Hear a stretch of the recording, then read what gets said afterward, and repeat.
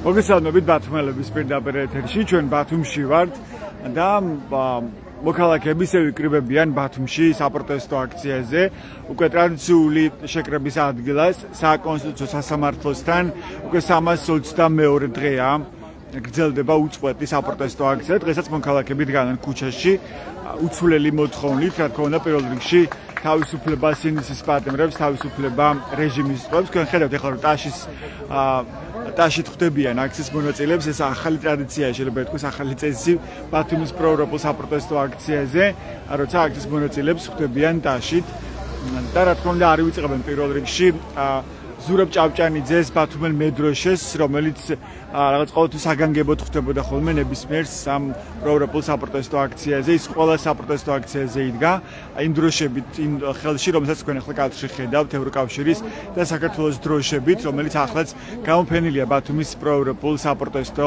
აქციაზე. ის მეორე მედროშეა ბათუმის პროევროპული აქციიდან, რომელიც დააკავეს, თქვენ იცით რომ კიდევ ერთი მედროშე იყო თემურ ქათამაძე, რომელიც ერთგვარ სიმბოლოდაც იქცა ბათუმის პროევროპული საპროტესტო აქციების. თემურ ქათამაძე გახლავთ ქართველი მუჰაჯირების შთამომავალი, თურქეთის მოქალაქე, ის ითხოვდა წლების განმავლობაში საქართველოს მოქალაქეობა, მაგრამ მიუხედავად იმისა, რომ მან ჩააბარა გამოცდები საქართველოს ისტორიასა და ქართულ ენაში და ფლობდა ძალიან კარგად ქართულ ენას და ბოლო რამდენიმე წელია ცხოვრობდა ბათუმში, ამის მიუხედავად მას უარი უთხრეს როგორც საქართველოს მოქალაქეობაზე, ასევე ბინადრობაზე და ლტოლვილი სტატუსიც კი ის გააძევეს ქვეყნიდან. ხოლო კიდევ ერთი მედროშე ზურაბ ჭავჭანიძე, რომელიც არის დევნილი აფხაზეთიდან, ის ყველა აქციაზე იდგა ასევე საქართველოს ისტორიული დროშით ხელში, დღევანდელი დროშით და ევროკავშირის დროშით და ეს მედროშე დააკავეს 4 ოქტომბრის მოვლენების შემდეგ. მის საქმეში დევს მხოლოდ ერთი მტკიცებულება, ეს არის მედროშე დროშით ხელში გადაადგილდება მშვიდობიანად ყოველგვარი ძალადობის გარეშე პრეზიდენტის ადმინისტრაციის შენობის ეზოში. ამიტომაც ზურაბ ჭავჭანიძის ადვოკატი ამბობს, რომ ეს არის საქმე ყოველგვარი მტკიცებულების გარეშე, ხოლო აქციის მონაწილეები ითხოვენ როგორც ზურაბ ჭავჭანიძის, ასევე ნებისმიერი პოლიტიკური პარტნიორის გათავისუფლებას და მათი განაცხადი არის ძალიან მკაფიო, რომ ისინი არ აპირებენ ამ ბრძოლის შეწყვეტას, ვიდრე საქართველოს ყავს პოლიტიკური პარტნიორების სინდისის ტყვეები, ამიტომაც მოქალაქეები ისევ დგანან ქუჩაში და ისევ როგორც გასული წლის 28 ნოემბერს გაჩნდა ეს მოთხოვნები, რომ ჩადარდეს ხელახლა ქვეყანაში დემოკრატიული და სამართლიანი არჩევნები, ასევე გადადგეს არალეგიტიმური მთავრობა, ეს მოთხოვნები არის ისევ აქტუალური ამ საპროტესტო აქციაზე, პროევროპულ საპროტესტო აქციაზე და ამ მოთხოვნებით გრძელდება ეს უწყვეტი საპროტესტო აქციები მთელი ქვეყნის მასშტაბით და არა მხოლოდ დიდ ქალაქებში, როგორც არის ბათუმი ან თბილისი, თითქმის ყველა მუნიციპალიტეტში ყველგან დღეს ისმის პროტესტის ხმა და მოქალაქეების შეუგუებლობა, რომ ისინი ხედავენ პირდაპირ საფრთხეს, რაც ექმნება ამ ქვეყნის სახელმწიფოებრიობას, ამ ქვეყნის დამოუკიდებლობას, მაშინ როცა ამ ქვეყნის გზა არის ჩაკეტილი ევროპისკენ და ივანიშვილის რეჟიმი მიტაცებული ძალაუფლებით ცდილობს დიქტატურის დამყარებას ამ ქვეყანაში. ბოლო პოლიტიკურ პროცესებზე მინდა დღეს ვთხოვო შეფასებები ბათუმის პროევროპული საპროტესტო აქციის მონაწილეებს, მათ შორის ევთოს თავმჯდომარე, რომელიც ამავდროულად გახლავთ ფინეთის საგარეო საქმეთა მინისტრი, იმყოფებოდა თბილისში, სამხრეთ კავკასიაში ჰქონდა მას ვიზიტი და მან გააუქმა შეხვედრა პრემიერ-მინისტრთან. ამაზე საინტერესოა ბათუმის პროევროპული აქციის მონაწილეები რას ფიქრობენ. ირაკლი კობახიძემ დილით თქვა, რომ მე გავაუქმევ შეხვედრაო, ხოლო ფინეთის საგარეო საქმეთა სამინისტრომ ასევე გავრცელა განცხადება, რომ თავად გააუქმეს ეს შეხვედრა საქართველოს არალეგიტიმურ ხელისუფლებასთან. ამასთან დაკავშირებით საინტერესოა რას ფიქრობენ ბათუმის პროევროპული საპროტესტო აქციის მონაწილეები და კიდევ ერთი თემა, რაც დღეს მინდა ველაპარაკო აქციის მონაწილეებს, ეს არის კიდევ ერთი მოგებული საქმე სტრასბურგის სასამართლოში საქართველოს რუსეთის წინააღმდეგ, მაშინ როცა ივანიშვილის რეჟიმი და ირაკლი კობახიძე 2008 წლის ომის დაწყებას აბრალებს ისევ მიხეილ სააკაშვილს. მოდი გავისაუბროთ აქციის მონაწილეებს ამ მოვლენებთან დაკავშირებით. მოგესალმებით, მინდა რომ გაგესაუბროთ შეიძლება ერთით. მოგეთ, მინდა გითხოთ ფინეთის საგარეო საქმეთა მინისტრის ვიზიტზე, რომელიც ასევე გახლავთ ეუთოს თავმჯდომარე, ჩვენ ვიცით რომ ეუთო ყველაზე სოლიდური და რეიტინგული სანდო ავტორიტეტული საერთაშორისო სადამკვირვებლო ორგანიზაცია, რომელიც არ მოიწვიეს წელს არჩევნებზე დასაკვირვებლად, მოიწვიეს მაშინ, როცა გასული იყო ყოველგვარი ვადა და სადღაც 2 კვირა იყო დარჩენილი არჩევნებამდე, ხო, 4 ოქტომბრის არჩევნებამდე. და საინტერესო იყო ის, რომ არ შედგა შეხვედრა არ ლეგიტიმურ მთავრობასთან, თუმცა დილით თქვა კობახიძემ, რომ მე გავაუქმე ეს ვიზიტიო, ხოლო ფინეთის საგარეო საქმეთა სამინისტრომ თქვა, რომ ჩვენ გავაუქმეთ ეს ვიზიტი ირაკლი კობახიძესთან. თქვენთვის რომელია დამაჯერებელი ამ განცხადებებს შორის? ჩემთვის ამ განცხადებებს შორის რომელი უფრო დამაჯერებელია, ნაკლებად მნიშვნელოვანია. ჩემთვის უბრალოდ არის საინტერესო როგორ აწვდის ამას პროპაგანდისტული მედიები საკუთარ მაყურებელს რა. გუშინ როდესაც ოჭორიშვილს შეხვდა ეგრეთ წოდებულ საგარეო საქმეთა მინისტრ ეს ქალბატონი, მაშინ ეუთოს თავმჯდომარე ეს როდესაც კობახიძეს არ შეხვდა, აი მხოლოდ ფინეთის საგარეო საქმეთა მინისტრი ყოფილა, ხო რავი, ჩვენ აუ ბევრი უნდა ვიმუშაოთ იმაზე, რომ ხალხთან მოვიტანოთ ის ხმა, რომელიც რეალურია, იმიტომ რომ დღევანდელ პროპაგანდის მანქანებს შეუძლიათ რომ ინფორმაცია ხალხს ისე მიაწოდოს, საკუთარი გენოციდის კი აზე იმონა, მაგალითად შარშან იყო მახსოვს, შარშან კი არა, წელს იყო 2025 წლის პირველ კვარტალში საქართველოში პირველად დამოუკიდებელი საქართველოს ისტორიაში შუბადობის მაჩვენებელი სიკვდილიანობაზე დაბალი იყო და როდის ახლა აბენარს უნდა ამის დრო და საშუალება გენახათ როგორ გაა. იგი ნახეთ და მახსოვს აქაც ვილაპარაკეთ პროევროპული საპროტესტო აქციის მონაწილეებთან, მათ შორის იმაზე, რომ მაშინ როცა იკლებს შობადობის მაჩვენებელი და მაღალია სიკვდილიანობის მაჩვენებელი,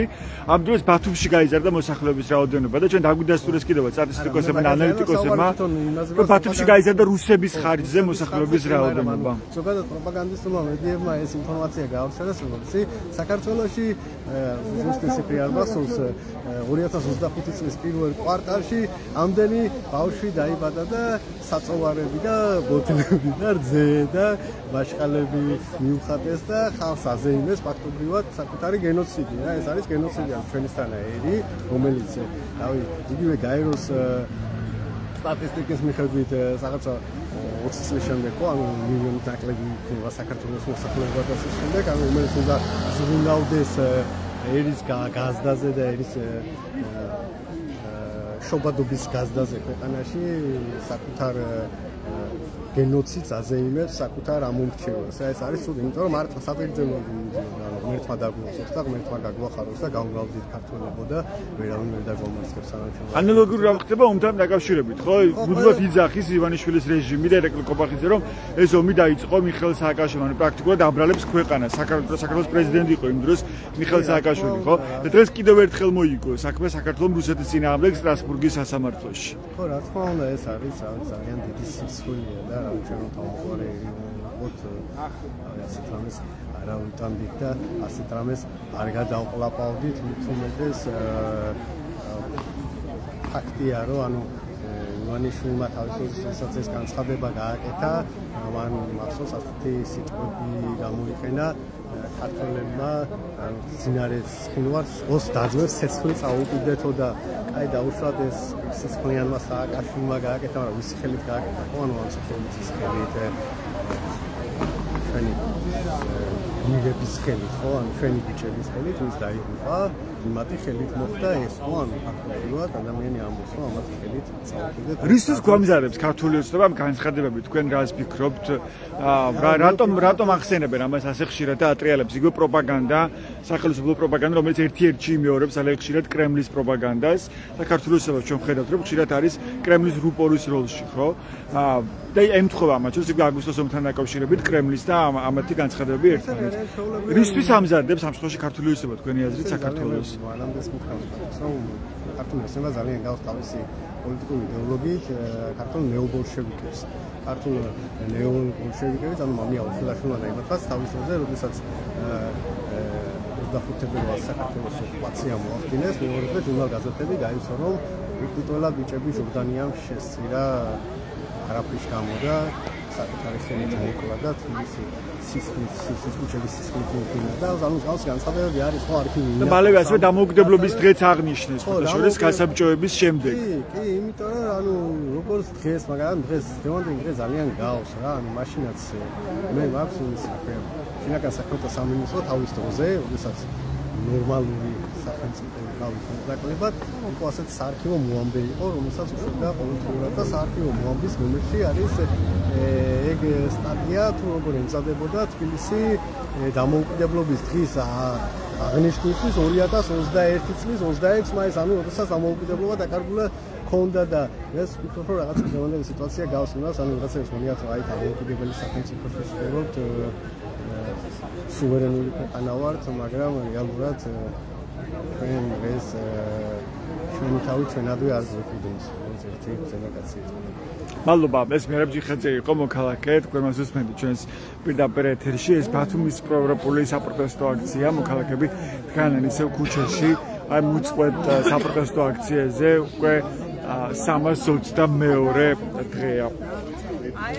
ირმა ბოდიში მინდა რომ გაგესაუბროთ ხო შეიძლება ბოდიში რომ გაწყვეტინებთ საუბარს მაგრამ პირდაპირ ეთერში ვარ საინტერესო თქვენი მოსაზრება ფინეთის საგარეო საქმეთა მინისტრის ვიზიტთან დაკავშირებით რომელიც ასევე არის EUTOS თავმჯდომარე ხო მას ჰქონდა ვიზიტი სამხრეთ კავკასიაში იყო თბილისშიც გუშინ მიტინგზეც კი მივიდა რუსთაველის გამზირზე და ჩვენ მოვისმენთ ორი განცხადება არ შედგა მოკლედ შეხვედრა კობახიძეზე კობახიძემ თქვა დღეს დილით რომ ჩვენ გავაუქმებთ ეს შეხვედრაო და ფინეთის საგარეო საქმეთა სამინისტრო თქვა რომ ჩვენ პირიქით გავაუქმებთ ეს შეხვედრა რომელი განცხადება დამაჯერებელი და რა მოხდა თქვენი აზრით? ჩემი აზრით ფინეთის განცხადება უფრო დამაჯერებელია, იმიტომ ძალიან ბევრ წყვილში ყავს მთავრობა გამოჭერილი. ის ერთი ფაქტიც რა დღის მარტო, რომ ევროკავშირის ასამბლეის შეხვედრაზე იყო მე მგონი, როდესაც კობახიძემ უპირველად გამოაცხადა ჩვენ ვაჩერებთ ყველანაირ მოლაპარაკებებს ევროპასთან, მაგრამ მე ევროპაში თქვა თარჯიმანი არასწორად ამბობდაო და ჩვენ ეგ არ გითხოვსო და ფაქტად დაუსვეს თავისი ლაპარაკები ეს თქვენ არ ახართო. ამიტომ ანუ როცა თქვა რომ ევროკავშირში გაწერებასთან მოლაპარაკებები არის გადადებული 2028 წლამდე, ხო? ძალიან სამწუხაროა რომ მაღალი ნდობის მანდატის ადამიანებმა დაკარგეს ნდობა საზოგადოებაში. ხო. და კიდევ ერთი საქმე მოიგო საქართველოს რუსეთის წინააღმდეგ სტრასბურგის სასამართლოში. რუსეთის წინააღმდეგ. ეს რას ნიშნავს თქვენთვის დღევანდელ მოცემულებაში, როცა კობახიძე და ქართული ოცნების არალეგიტიმური მთავრობა ამ ომის დაწყებას აბრალებს მიხეილ სააკაშვილს, ანუ პრაქტიკულად საქართველოს, ხო, იმიტომ რომ მიხეილ სააკაშვილი იყო პრეზიდენტი 2008 წლის ომის დროს. ძალიან სამარცხვინო ფაქტია ჩემთვის, რომ საკუთარ სახელმწიფოს დააბრალო ომის დაწყება. ფაქტია, ხო, ომმა რამხელას არ არის მოგვაყენა, მთელი ტერიტორიები წაიღო. მთელი ევროპა და მსოფლიო აღიარებს ამას, რომ ომი დაიწყო რუსეთმა და ჩვენი სახელმწიფო პირიქით აბრალებს ჩვენს სახელმწიფოს. მე მწვენია და მტკივა ეს ყველაფერი. მათ შორის ამას ადასტურებს საერთაშორისო და ყველაზე ავტორიტეტული სასამართლოები, ხო, როგორც არის სტრასბურგის სასამართლო, ან ჰააგის სასამართლო. ეჭვიცოდეს ადრე შეიძლება შეპაროდა პროპაგანდის საფუძველზე, აი უკრაინის ამბებმა ყველაფერი გააშიშლა და გამოაშკარავა, რომ რუსეთს აქვს ერთადერთი ინტერესი ძველი საბჭოთა კავშირის ტერიტორიების აღდგენა და საზღვრებში მოქცევა. ეს მიზანი აქვს. რუსეთი ოკუპანტია. ამეთ მიღწევად გამოდის ეს მიზანი თქვენ დაკვირვებით. მეცეც მაინც ჩამოკიდებული ვართ უკრაინის ბედზე და ამიტომ ვუსურვებ უკრაინას ამ ბრძოლაში გამარჯვებას. უკრაინელი მებრძოლი ხალხია, მე პატრიოტული ხალხი და აი ამ შემთხვევაში არის ყველაფერი მიღწევადი. ანუ ეს იქნება საშუალება რომ დასუსტდეს რუსეთი და ჩვენ მარტივად დავაღწიოთ თავი რუსეთის გავლენას. რუსი ხალხისთვისაც ეს იქნება კარგი, რომ ახალს დაიწყებენ ნულიდან, იქაც შეიძლება რაღაცები და ახალი დემოკრატიული სახელმწიფო ახალი დემოკრატიული სახელმწიფო აღმოჩნდება რუსეთშიც და ეს მთელი ცივილიზებული სამყაროსთვის უკეთეს გამოსავალია. დიდი მადლობა, ის ირმა კომახიძე იყო. მადლობა თქვენ რომ გამოხატეთ მოსაზრება. მოდით ვალიანტის ეს მოусმინოთ ფილოსოფოსი, ბათუმის სახელმწიფო უნივერსიტეტის პროფესორი. მოგესალმებით, კაბადონელალი. პირდაპირ ეთერში ვართ ბათუმელების, რომ გაგესალმებით ვისაუბროთ, ხო შეიძლება. პროექტში მინდა გითხოთ ფინეთის საგარეო საქმეთა მინისტრის ვიზიტზე, რომელიც ამავდროულად არის EUTOS თავმჯდომარე. ის იმყოფებოდა თბილისში, გუშინ მიტინგზეც მივიდა რუსთაველის გამზირზე და მას არ შეხვდა ირაკლი კობახიძე. ირაკლი კობახიძე თქვა, რომ ჩვენ გავაუქმეთო ვიზიტიო, ხოლო ფინეთის საგარეო საქმეთა სამინისტრომ გავრცელა განცხადება, რომ ჩვენ გავაუქმეთ ეს ვიზიტიო. რომელი განცხადებაა დამაჯერებელი და რასთან გვაქვს საქმე? ცხადია ახლა რიტორიკული შეკითხვა, ახლა ცხადია ვისი განცხადებაც არის დამაჯერებელი და საერთოდ რა მგონია იცი. ანუ არ უშევთ იმას, რომ შეიძლება ირაკლი კობახიძე მართალი იყოს? რა უთქვას? თუ დედუქციას დაუჯერებთ, ერთხელ ორჯერ სამჯერ 10ჯერ რომ მოიწუება, მე ვიცით რომ ერთ-ერთი წვენია ხო? საერთოდ როცა ვუყურებ ამ ზოგადად აი ამ უცხოელი დიპლომატების ვიზიტებს და მათ მესიჯებს ძალიან სწორი მესიჯები აქვთ, ანუ აბსოლუტურად ყველა მიმართულებით არის სწორი წერტილოვანი მინიშნებები. ან გვეუბნებიან, რომ ხელისუფლებას, ცალსახად ხელისუფლებას და საზოგადოებას მიჯნავენ ერთმანეთისგან და ეს ფაქტობრივად დაადასტურა ამ არჩევნებმაც, იმიტომ რომ ჩვენ ნახეთ, რომ 20%-იანი მხართ, მოსახლეობის 20%-იანი ჭერს მხარს. და მასებროდ არ მივიდა ხალხი არჩევნებზე, ხო ამაშიც გამოჩნდა ამორჩეულის დამოკიდებულება. და იმათაც ხო ყველამ არ მისცა ხმა და გარდა ამისა, ჩვენ ვიცით, რომ ყოფილად არჩევნებზე, მაგრამ ჩვენ ვიცით, რომ ვინც არჩევნებზე მივიდა, ყველა თითო რეკვი და ძალიან დიდი რესურსი აქვს დაკარგული, ისიც არსებობს ხო მაგისი და რა გამოიწვია რომ 20%-იანი მხარდაჭერაც არ აქვს რეალურად ეს 20%-იც არ აქვს და ეს ძალიან კარგად იციან. მათივე არჩევნები დასტურდება ეს, მათივე ჩატარებული არჩევნები. მათივე CSGO-ს ციფრებით რა. მათივე ციფრებმა აჩვენა. ხო და ამ შემთხვევაში როგორ უნდა მოახერხოს მან რომ გააგრძელოს ეს ემიტაციული ძალაუფლებით? არის რომ ჩვენ ვიქეცით, ჩვენ პრეტენზია გვაქვს კანონმორჩილებაზე, აი ახლა აქაც რომ გავართ ხო ჩვენი მესიჯი არის მთლიანად მშვიდობიანი, მაგრამ საქმე ის გახლავთ, რომ აღმოჩნდა, რომ ჩვენ ვიცავთ კანონებს და გამოდის ისეთი კანონების დაცვა მოგვიწევს, რომელიც ისევ ქართული ოცნების მიერ არის, ხო, ინიცირებული. აჩვენებს ქუჩის გადაკეთების გამო დაგიჭერთ პირდაპირ. ხო, თუ მალობის გავყვებით, რა ვიცი, სტალინის ფუნქციონერებიც და ჰიტლერის ფუნქციონერებიც კანონებს ასრულებდნენ თავის დროზე, როდესაც იმას აკეთებდნენ, რასაც აკეთებდნენ მილიონობით ადამიანი გაანადგურეს, ხო? ისიც კანონის ძალით, ხო, ეს არ არის. კანონს იცავდნენ, გეტყოდნენ ისინი. იმ მომენტში იმ კანონებს იცავდნენ, ხო? და მე ყოველთვის ამას ვიძახი, რომ კანონი, როდესაც ცდება მორალს, ის კანონი უკვე კანონი არ არის და ხელისუფლება თვითონ ამბობს საკუთარ ლეგიტიმაციაზე უარს. რა უნდა იყოს ამ დროს ჩვენი სტრატეგია, როგორ უნდა ვიმოქმედოთ, აი როგორც მოქალაქეები? მართალი გითხრათ, მე რომ პასუხი მქონდეს მაგაზე, ალბათ რა ვიცი გავაშხერებდი სხვანაირადაც, მაგრამ სტრატეგია ის არის, ხა მე როგორც ერთი მოქალაქე მოვდივარ და ვაფიქსირებ ჩემ პოზიციას, რომ მე არ ვეგუები და არ ვცნობ არც ამ არჩევნებს და არ ვეგუები ქართული ხელისუფლებას, არ ვეუბნები ქართული ოცნების ხელისუფლებას, არ ვეუბნები ხოს და ვისაც ასეთი პოზიცია აქვს, მგონია რომ აქ უნდა მოვიდეს და დადგეს და ეს დგომა არის ყველაზე მშვიდობიანი ფორმა საკუთარი პოზიციის დაფიქსირების. სხვას ვერაფერს ვერ გავაკეთებთ. მიუხედავად იმისა, რომ როდესაც ასე ტოტალურად ირღვევა ადამიანის უფლებები, როცა სასამართლო წართმეული გაქვს, როცა ხელისუფლება წართმეული გაქვს, აი ყველანაირი უფლება გაქვს წართმეული, ცოტა უფრო მეტის უფლება აქვს საზოგადოებას, მაგრამ აღმოჩნდა, რომ რაღაცა მომენტში ალბათ ჩვენ მაინც ვერ შევდექით როგორც საზოგადოება, როცა ხელისუფლებები, ყველა ხელისუფლება, მხოლოდ ქართული ოცნების არა, ყველა ხელისუფლება ახერხებს იმას, რომ საკუთარი ხუშტურები გაიტანოს, ხო? ხო, მაგრამ მე რუსულ ნახეთ ხუშტურებზე ვარცხოვ. მაგრამ მე რუსულ ხომ არის ჩანს, რომ ამომრჩეველი ძალიან კრიტიკულად აცნობიერებს ამ რეალობას, რის წინაშეც ჩვენ ახლა ვართ, იმიტომ რომ უმრავლესობა არ მიდის არჩევნებზე, რომელიც ჩაატარა ქართულმა ოცნებამ და კიდევ ერთხელ გამოვიდა ძალიან ბევრი ადამიანი რუსთაველზე 4 ოქტომბერს, ხო? მაგრამ ვერ მოხერხდა ამის პოლიტიკური ორგანიზება, ვერ მოხერხდა იგივე პოლიტიკოსები, რომლებიც რაღაც სტრატეგიას დასახავდნენ და იცით რა მგონია?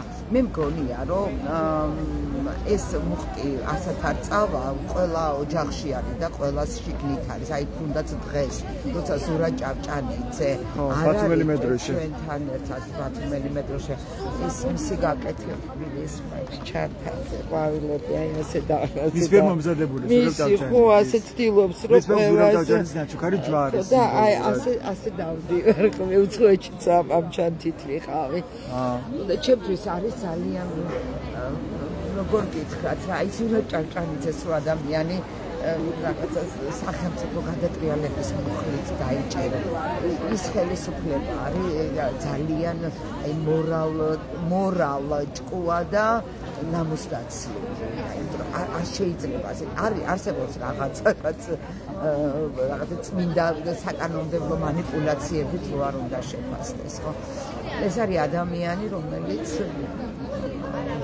წარმოიდგინეთ დევნილი რაღაცა უკიდურეს პირობებში ცხოვრობს და კიდე იმისი დამატება რომ ადამიანი დააპატიმრეს თანამძიმე მუხლებით და საქმეში მტკიცებულებაც კი არ დევს ერთი რომელიც დაადასტურებს ჯგუფურ ძალადობებში ორგანიზებას ხო ერთი ვიდეო მტკიცებულებაა ხო მიწი როცა დროშით ხელში გადაადგილდება პრეზიდენტის ადმინისტრაციის ეზოში ძალიან ძიმე თემა არის ჩემთვის და აქ რომ მოვედი და მეშარო და ზურას გარეშე ჩემთვის ძალიან ძიმე აღსაქმელი იყო და მე მგონია რომ აი ეს მუხტი უნდა არსებობდეს საზოგადოებაში და არსებობს კიდეც რა ყველგან ხა სამზარეულოებში ვაპარაკობენ ერთმანეთში ნებისმიერ შეხვედრაზე ხოც და პოლიტიკური თემები კი ყველგან იგრძნობა ეს რომ არსებობს და ყველგან აი სადაც არ უნდა გაიხედო აი ხა ქუჩაში რო ადამიანები მიდა შეხვევით რო ჩაუვლიდა რო ლაპარაკობენ ანუ სულისკვეთება აი მთლიანად გაჟღენთილი არის იმით რომ ქართული ოცნება არის აბსოლუტურად ურეიტინგო პოლიტიკური პარტია მაგრამ როგორც ჩანს და საერთოდაც მათი აგრესია თუ გახსოვთ რამდენიმე წლის უკან ჭარბნდობაზე საუბრობდა ბიძინა ივანიშვილი ხო მაშინ არ ჭირდებოდათ არჩევნების გაყალბება ხო მაგრამ ეხლა უკვე ხდებია რომ დაკარგეს ეს ძალაუფლება და როცა ძალაუფლება იკარგება მაშინ იწყება სწორედ აგრესია და აი ამ ხელ აგრესია სახელმწიფო მანქანა და სწორედ იმის ინდიკატორია რომ ხელისუფლება კარგავს ძალაუფლებას ადამიანებზე და საზოგადოებაზე და მე მგონია რომ ჩვენ გვჭირდება რაღაცა დროს სწორი პროტესტების გამოთქმა და ძალიან ვართ დამოკიდებული საგარეო პროცესებზე. მე ველოდები, რომ უკრაინაში განვითარებული მოვლენები და უკრაინის ომის ფინალი რა ფორმითაც იქნება, ეს აისახება პირდაპირ პროპორციულად. მაგრამ საქართველოში თუ კი არ იქნებიან აქტიურად წარმოდგენილი პოლიტიკოსები და პოლიტიკური პარტიები რაღაც უფრო აქტიურად არ დაინახავენ საკუთარ ფუნქციას ამ წინააღმდეგობის პროცესში, ვფიქრობ, რომ მიღწევადი შეიძლება იყოს რაღაც ესეთი არცებითი წარმატების მიღწევა, რომლითაც უკან დაიხევს ივანიშვილის რეჟიმი. მართალი გითხრათ, ძალიან მიჭირს ასეთ კითხვებს, აი მე თვითონაც როცა ვიწყებ ჩეთში შევდივარ. ძალიან მიჭირს გავს კითხვებზე პასუხის გაცემა, მაგრამ მგონია, რომ გამოჩნდება რაღაცა ძალები, რომლებიც მოახერხებენ კონსოლიდაციას, იმიტომ რომ მოგეხსენებათ 2011-ში აბსოლუტურად ისეთი არავის არ ქონდა იმისი განცდა, რომ 2012-ში ხელისუფლება შეიცვლებოდა, ხო? და ველოდები, რომ აი არ შეიძლება სხვანაირად აი ეს პროცესები რაც საქართველოში არის დაწყებული და ის ჩვენი საგარეო პოზიციები რაც აქვს საქართველოს ევროკავშირთან მიმართებაში ამისი უკუსვა არ შეიძლება და თუ აკვირდებით ევროკავშირი როგორ დელიკატურად ცდილობს რომ ის მონაპოვარი რაც არის ჩვენი ვიზა ლიბერალიზაციის ეს ვიზა ლიბერალიზაცია ხო მარტო ის არ არის რომ უსაბუთოდ და უვიზოდ შეგიძლია ევროპაში ეს არის ადამიანების სიცოცხლის და სიცოცხლის გადარჩენის საშუალება და ფინანსური შემოსავლის საშუალება ხო ამას ძალიან კარგად იაზრებენ ევროპარლამენტარები და ძალიან დელიკატურია მათი მხრიდან ეს გაცხადებები რასაც აკეთებენ ხო ცდილობენ რომ გამიჯნონ ხელისუფლება კი ეს უგოსმის ძალიან კაფე ხელისუფლება და სამოქალაქო საზოგადოებას მიჩნევენ სამოქალაქო საზოგადოებაში მარტო ორგანიზაციებს არ გულისხმობს ზოგადად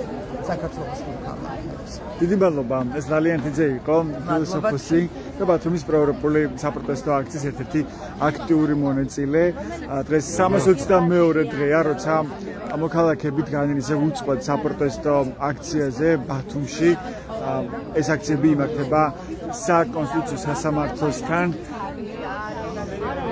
მოქალაქეების მოთხოვნები არის ისე ხელახლა არჩევნების ჩატარება დემოკრატიულ და სამართალ გარემოში არალეგიტიმური მთავრობის გადადგომა და უმთავრესი მოთხოვნა რაც ყველა აქციაზე ჟღერდება და ამ კუთხით არის ყველაზე ხმამაღალი საპროტესტო აქციის მონაწილეების მოთხოვნა ეს არის თავისუფლება პოლიტიკურ პატიმრებს, თავისუფლება რეჟიმის ტყვეებს. მოდი გავესაუბრები აქციის კიდევ ერთ მონაწილეს. ჯემალ შეიძლება ერთის ჯემალ მინდა გითხოთ რას ნიშნავს თქვენთვის სტრასბურგში კიდევ ერთი საქმის მოგება რუსეთის წინააღმდეგ, მაშინ როცა ივანიშვილის რეჟიმი და ირაკლი კობახიძე ხშირად იმეორებს და დღესაც ამბობს, რომ ეს ომი 2008 წელს დაიწყო პრაქტიკულად საქართველოს, ანუ მიხეილ სააკაშვილმა დაიწყო, რომელიც იყო მაშინ პრეზიდენტი. ამ კონტექსტში დღევანდელ მოცემულობაში რას ნიშნავს კიდევ ერთხელ საქმის მოგება რუსეთის წინააღმდეგ? იმას ნიშნავს, რომ სამართალმა ესე თქვათ ხალხურად პური ჭამა და სიმართლე ყოველთვის იპოვის თავის გზას. შეიძლება გვიანი იყოს, მაგრამ მაინც იმედი მაქვს იმ ადამიანებს, ვინც დაზარალდა ეს კომპენსაცია ამ საერთოდ გადაიხდის ის რა ქვია ტერორისტული ქვეყანა რუსეთი. არ გადავიხსოვთ დღეს მე გავრცელეს განცხადება, რომ არ ვაპირებთ ამის გადახდას. ხო. ცალკე თემა კიდე რა ბერკეტები აქვთ რომ გადაახტევინონ, მაგრამ მე მგონია რომ არ აქვთ ის მიხეილ ბერკეტი რა ხა ეს გადაახტევინონ, მაგრამ კარგი იქნებოდა რომ გადაეხადა, მაგრამ ანუ იმის ხმა მინდა რომ ხო ანუ სიმართლე ეს არის რომ არავითარ შემთხვევაში არ გამოიტანდნენ ამ განაჩენს რომ ყოფილიყო სხვაგვარად. და ეს არის ის პროპაგანდის წინააღმდეგ მიმართული სიმართლე, რასაც ეს ქართული ოცნება აწარმოებს და ამბობს, რომ თურმე რაც არ უნდა იყოს, ის ადამიანი იყო იმ პერიოდში შენი ქვეყნის პრეზიდენტი და იმის გადაწყვეტილება, როცა მანამდე არის ვიდეოც კიდე ხო? მისი რომ აი ყველას უბძანენ რომ არ გახსნან ცეცხლი და არ უპასუხონ და ვაძლევ თქვათ ეუბნები მიმართავ რომ აი დავილაპარაკოთ და მოლაპარაკებებზე ხო იწევდა ხო? იმ ინტერვიუზე გულისხმობ რომ წინა ამავე პერიოდებში როცა ქართული სოფლები იბომბებოდა და იყო კონფლიქტის და პროვოკაციაზე წამოგების ამბები ცხინვალის რეგიონში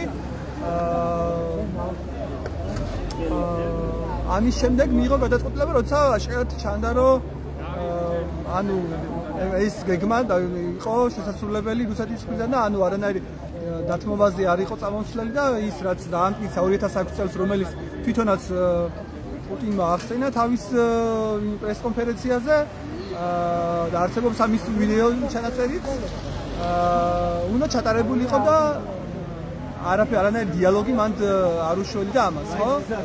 ამიტომ რაც არ უნდა იყოს ჩვენს ტერიტორიაზე, ასევე კიდევ მეორე არგუმენტი, რომ ჩვენს ტერიტორიაზე იქ სადაც ამხელა კონფლიქტია, გამორიცხულია იქ სადაც რუსული ჯარი დგას და რუსული ბაზები არის, რანაირად გამოდის ომის დაწყება.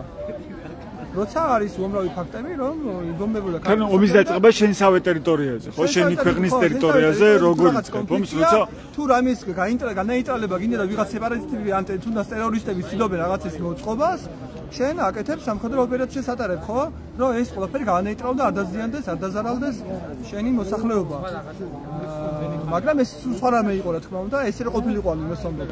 აი, სხვა რამე მოხდა, ეს აგეგმილი იყო და უნდა შესრულებული იყო. და უფრო მეტი ტერიტორიის და მეტის ჩაგდება უნდა და პუტინის იმ პერიოდებში, მაგრამ არ მიეცა ამის საშუალება, რომ არ დაეჭირა ევროპას და ნატოს და ჩვენს მეგობრებს დასავლეთ მხარე. ოცნების მორიგ მხარდაჭერაზე რას ფიქრობთ? ისინი კიდევ უფრო ამკაცრებენ ამ რეპრესიულ კანონმდებლობას, ოცნების არალეგიტიმური მთავრობა და პარლამენტი, მაგალითად, ქუჩის გადაკეთება პირდაპირ ხდება უკვე დაპატიმრების საფუძველი, პირდაპირ შეიძლება დაგვაპატიმრონ ამის გამო, ასევე ნიღბის გაკეთება, თქვათ, გაცივებულიც რო იყო, თქვათ, სურდო რო კონდეს და გაგადოს ნიღაბით უკვე იქნება აქციაზე ნიღბი. ან ურსულად რო იყო და ცდილობდა რომ შენ არ შეგეყაროს ის არაფერი.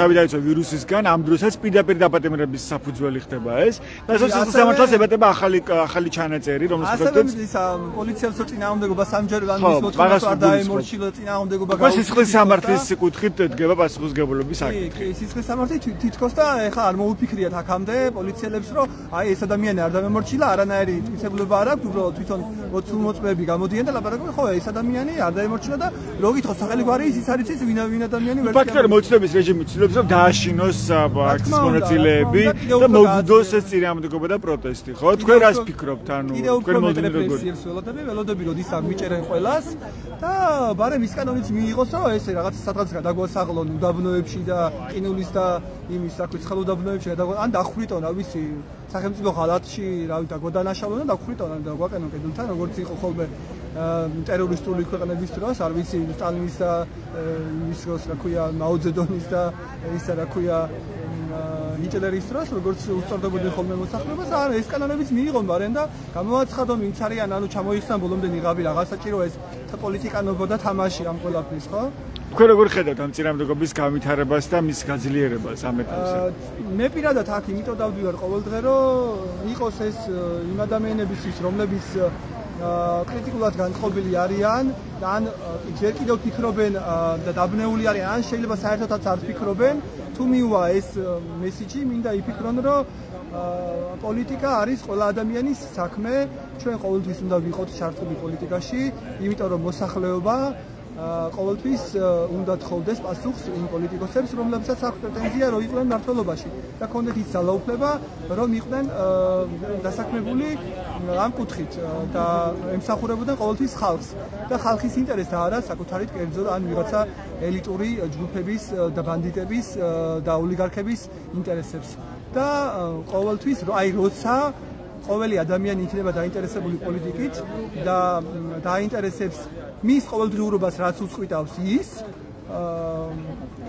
მე მგონი ეს ყოველთვის ეს უნდა ვისწავლოთ რა იმიტომ რომ ჩვენ დამოუკიდებლობის ეგრეთ წოდებული დამოუკიდებლობის ამ დამოუკიდებელი არ ვართ ჩვენ დამოუკიდებული ვართ მაინც ვიღაცებს მაგრამ აი დამოუკიდებლობის ისტორიაში ჩვენ ბევრი რამის სწავლა მოგვიწევს კიდე და მე მგონი ახლა ძალიან კარგი გაკვეთილის გავდივართ თუ როგორ უნდა იყოს აქტიური ვისაც როგორ შეუძლია არ არის სავალდებულო აქციაზე დადიოდე შეიძლება შენს ინტერნეტ სივრცეში Facebook-ში ან სადმე ამ ველზე კრიტიკული პოსტებით და კრიტიკული ავიცი ნააზრევით გამოირჩეოდე და აკრიტიკებდე ყველას იქნება ოპოზიცია პოზიცია მართველი არამართველი და შენსაც დაფიქსირებდე და ეს უნდა ვისწავლოთ ყველამ რა ესაა ჩემთვის ძალიან მნიშვნელოვანი და ასევე ის რომ როცა ხედავ აშკარა უსამართლობას და მაინც უჯერებ პროპაგანდას როცა ერთ მხარეს უყურებ და მეორე მხარე გეძახის ეს პროპაგანდა რა უნდა შეიცადო რომ მეორე მხარეს დაინახო იმიტომ რომ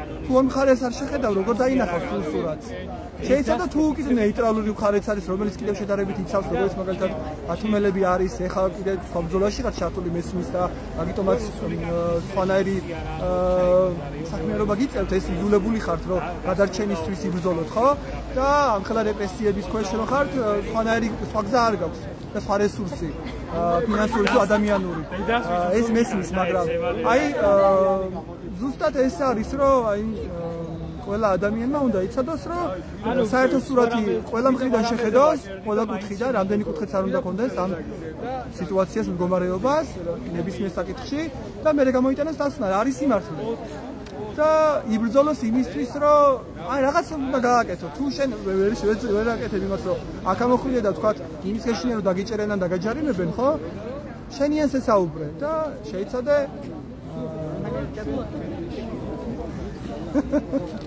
და რაც არის იბრძოლოთ ვიდრე გვიანი არ არის ხო როგორც ამას ზიამაღლებელი ამბობს საბოლოოდ არ აგვეგრძალება საერთოდ სიტყვის ამოღება და პოსტების ადებაზე ხო უკვე რა ვიცი ესეთი კანონიც არის რომ როლამი არ მოიწონოთ შენი პოსტი დაგიჭერენ და ჩაგწოვენ ციხეში ასე რომ დიდი მადლობა ვეშებელ კახიძე იყო პროევროპული აქციის კიდევ ერთი მონაწილე მოქალაქეები როგორც ხედავთ თვალინისევ ქუჩაში უწყვეტი პროტესტის 322 დღეს ასეთი იყო დღეს ბათუმის პროევროპული საპროტესტო აქციის მონაწილეების გზავნილები ეს სწორედ ჩვენს ვებგვერდებს ბათუმელები ჯი-დან გაზეთი ჯი რომ მივიღოთ განხილებული და საინფორმაციო მადლობა ყურადღებისთვის დროებით